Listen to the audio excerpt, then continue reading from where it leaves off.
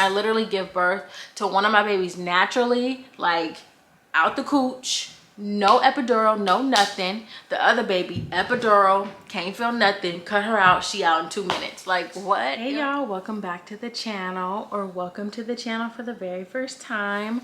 I'm Victoria, and today's video is gonna be a story time. I am going to backtrack and talk to you guys about my labor and delivery. I hope you guys enjoy this story time. Don't forget to like, comment, and subscribe. We are on the road to 500 subscribers, so come on y'all, let's get there. Hope you enjoy the video. I always kind of knew that the babies could be born early. They were expected to be due, their due date was what, October 23rd, 2020. But I've heard, you know, with twins, you can kind of expect your babies to be born like maybe a month or so, you know, maybe even a little more than that. It really just is like a case by case, you know, how are they adapting and developing within your, you know, your body. I was not expecting like on August 17th, like I woke up that day, I'm like, it was literally the last day of my vacation that I had taken before I had to go back to work. And like, you know, I love my job, but I was just like, oh, like you just don't want your vacations to end, you know? And I was like, oh, like it would be so nice if I had an excuse like to extend my vacation. Well, God gave me one, okay? My vacation turned out to be, my birthday vacation turned out to be my maternity leave, all rolled into one. So it was just so crazy. So anyway, it was a Monday, August 17th.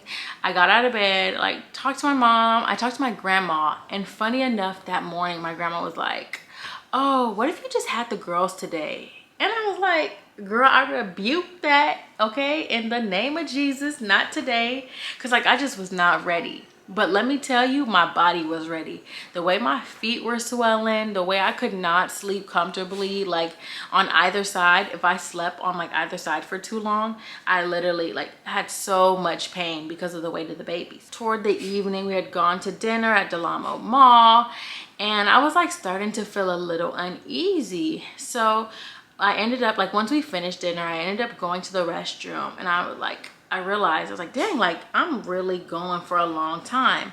But I was like, oh, well, you drank a lot of water, because like I was just so high. It was just a lot. I was trying to make sure, you know, I wasn't thirsty or whatever. So I'm sitting on the toilet and I'm like, dang, like, am I gonna be done? Whole time I'm not even realizing like my water literally broke.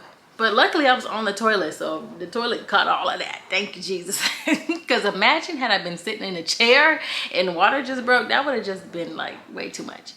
But then I like start to feel this pressure like in my like uterus like area, and I'm thinking, do I have to go number 2? So I'm sitting there and I'm like pushing, sorry TMI, but this is, you know, how it goes. I'm like pushing and I'm like, no, let me just chill. And then I'm like, you know what, let me just get up, because if I don't get up now, I'm not gonna go, like we're gonna be sitting in this, I'm gonna be sitting on this toilet till tomorrow basically. So I get up and like I go and I tell my boyfriend like, I'm not feeling good, like let's just go home, like I want to lay down or whatever. So we get in the car, and like that's when the contractions started kicking in, and I knew, okay, this is something serious, because I had experienced Braxton Hicks contractions, which basically to me just feel like normal cramps. You just feel them like more consistently than, you know, when you're on your cycle, it's just once a month. This will happen like periodically. I can't even remember how often, but more times than not, I'll say. And so yeah, the contractions start hitting, and like they're not like close in succession. So it's like, okay, it'll hurt, and then like, you know, I'll have like downtime. And so then I like call my mom, my dad, I'm like, what's going on here? Like I don't know what's up. They're like, well, just go home, and if you feel like, you know, it's getting worse, like go to the doctor.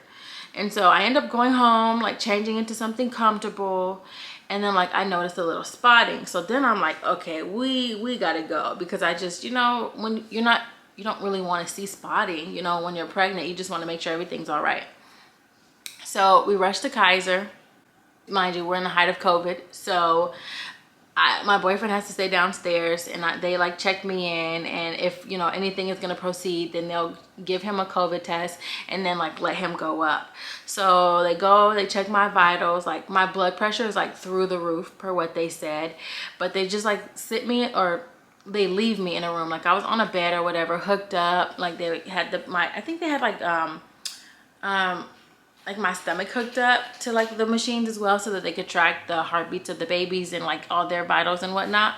But like then they leave me there and I'm like, okay, the contractions are getting worse. Like my phone is like off on a chair, like on the far side of the room, so I can't even like text my boyfriend, I can't even call my mom, I can't talk to anybody. There's like not a nurse in sight, and I'm just like, all this new stuff is happening to my body. I don't know what to expect. This is nearly like over 2 months before I'm supposed to, you know, give birth. I just don't know what's going on. And like the nurses just left me. They're not checking in to make sure I'm fine. So after what feels like an hour, I'm like, start yelling and stuff. I'm like, hello, hello, like please, like somebody. And I'm like, yes. Like a nurse finally comes in and I'm like, hey, like is everything okay? Like I don't know what's going on. Nobody's checking on me. Nobody's filling me in on what's going on. And the nurse had the nerve to be like, oh, we think you're having Braxton Hicks, so we're gonna send you home. Mind you, my blood pressure is through the roof. Why would you send me home? Because one of the main components of the condition I developed, which was preeclampsia, is like super high blood pressure. And I'm just like, you know, everything else might check off as fine, but like, you know, do some extra due diligence, do some extra testing, like get the doctor in here before you're talking about you're gonna send me home. Like that had me heated. And I was like, well, no, I don't want to go home until I talk to the doctor. And the nurse was like, oh, well, she's busy, so I'm not sure when she's gonna get in here. I'm like, well, I'm not going home till she gets in here. I was like, I'm not going home till she gets here, because like I don't know what's going on with my body, and I don't want something to happen to me or my babies if y'all decide to send me home prematurely. So eventually, this is not the doctor that I had been like working with and going to all my appointments with like during my pregnancy, but it was another Black female doctor, and I was praising God. I made it a point that my physician, like during my whole pregnancy, was a Black woman, and it was, you know, God's grace, God's will that the on-call doctor was a Black woman. Like God really came through for me. She comes in and she's like, hey, you know, checking in. Hey, how you doing? And I'm like, you know, I'm a little nervous, but I'm in here. So she starts feeling around and moving, and she's like, your baby's head is right here. Like I'm literally touching your baby's head. Like you're giving birth today.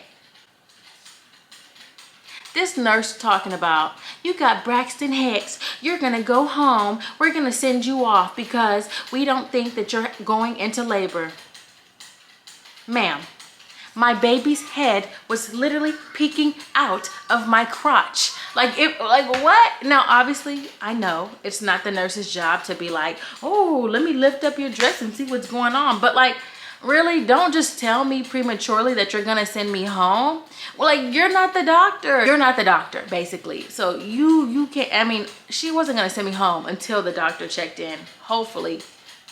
She didn't. I didn't go home. My baby was coming. So I'm like, oh my gosh, like I'm about to give birth. I was like, my boyfriend's downstairs, like, what's up? Like, he needs to be here, but he had to get COVID tested. So they end up rushing me into the delivery room because my baby, our firstborn is Kennedy, let me add. Because she was like already out, I couldn't get an epidural. They weren't gonna obviously do a C-section because she out. She crawling. She ready to get into the world. She said, come on now, just pull me out, basically. But thank goodness, they got me in that room. And honestly, I think it only took like 5 pushes and Kennedy was out. And I was like, okay. But I guess it wasn't that bad. That part of the labor wasn't that bad because I had literally sat for what felt like several hours in the room, like contracting and going through all that pain, that I didn't have to deal with so much pain during the delivery. I don't even know how many centimeters dilated I was, but it don't even matter because Kennedy, big old head, no shade to my baby, her big old head was already out there. So needless to say, I feel like the trade-off for such a short like delivery for Kennedy was the fact that I had to sit in that room by myself, literally howling in pain with nobody by my side. So Kennedy's out. You know, Oscar missed it, unfortunately, because they had to do the whole testing thing. But thank goodness they got his rapid results. He was able to come in, and then it was time for Kira. So Kira was kind of a different situation because she was breeched. So Kennedy was obviously like vertical coming out naturally, you know, out the natural canal, but Kira was breeched, so her body was like, you know, like this. I don't know what I'm doing with these hands, but she was like this in my stomach. So they couldn't, there was no way for them to, the doctors, to reposition her, like move her around. So I had to have a C-section. So little old me, I got to have both kinds of delivery in my first time being pregnant with twins. What a joy. They ended up like getting Kennedy situated. They took her to the NICU because she was so small. Kennedy was 3 pounds 3 ounces when she was born. So yeah, they got things situated. They gave me an epidural. By that point I could not feel anything, and it was marvelous. The contractions were done. Like I was literally like feeling so good. My legs was on the table like this, falling off. They was like, can you put your legs on the table? I'm like, I can't even feel my legs. Like, no. I'm like, y'all gonna have to hold them there. I'm good, I'm chilling. This is the first time in several hours that I have not experienced pain. Like, y'all just go ahead. I'm giving it to God. I'm giving it to y'all. Get this taken care of. After they give me the epidural, I feel like it wasn't even immediate when they started like cutting and like actually performing the C-section. But they did it, and luckily like Oscar was there. I don't think he saw anything because they had like a little partition up. He probably would have fainted. I'm like, to be honest. So I'm like, it worked out. But he was, you know, there by my side holding my hand, and next thing you know, little Kira was out in the world, and Oscar got to cut the umbilical cord for her, which was great. Unfortunately, he couldn't do that for Kennedy because everything moved so fast, so quickly, and they had to rush her off to the NICU because she was so small. But he was able to see, you know, them bring Kira into the world, and my baby looked like a little alien. I'm not gonna lie. Like, when these babies first came out, I was like, Lord, my baby's this little undercooked chicken. They were born at 30 weeks. So I was like, you know, they not fully seasoned, they not fully cooked. So I couldn't expect them to be like, oh, you know, all that. Like, they was, you know, they look a little funny looking. Kira, when she was born, she was 3 pounds 1 ounce, so slightly smaller than her sister Kennedy, but she made it. And after that, I felt like Oscar and I were in the recovery room for like ever. And at this point, I'm like, okay, I want to eat. And then there was like a long process with the recovery, you know, different like fluid had gotten in my lungs and some other stuff. Oh, I had to keep doing all these chest x-rays. It was just like a lot of mess. So I was in the hospital for way longer than I feel like normally somebody would be. But again, I had 2 different types of experiences. Like, literally, I had twins. I found out I was having twins the first time I was pregnant, and then I literally give birth to one of my babies naturally, like out the cooch. No epidural, no nothing. The other baby, epidural, can't feel nothing, cut her out, she out in 2 minutes. Like, what? It was just so crazy. Like, I would look back at the time and like sometimes I would cry because it was just like so much. Like, I just, unbelievable that that situation literally happened. But you know, they here, they healthy, and they're about to be 2 years old. But that is the story of how Kennedy and Kira made it into this world. I don't remember like how far apart they are in like time. I know they were both born on the same day. It was like a close call, but I really don't know. And everybody always asks, and I'm like, over an hour, I don't know. Like, I'm so busy thinking about pushing them out, and while it was early, I was grateful because my body was really failing me. Like, them kids was tearing my body up. Okay, so if y'all want a video on what I would do differently if I ever got pregnant again with twins, or if you're expecting twins, and like if you want some tips on how to, you know, kind of ease some of the pain, let me know, because Lord have mercy, I would do things totally different. Anyway, I have ran my trap enough. So I hope you guys enjoy this little story time. Let me know if I like missed anything, or if there's like questions you have about something. Just let me know, because that was a whole journey. I feel like I missed an opportunity to share my journey with you guys, like when I was going through it. But looking back, you know, having taken time to like heal and process everything, I feel like I've learned a lot, and I kind of know what to do, you know, going forward, because I might have twins again. I might even have trips. No, I'm not gonna say that. I'm not saying that. Anyway, let me know what you guys think. I will see you guys in the next video. Bye.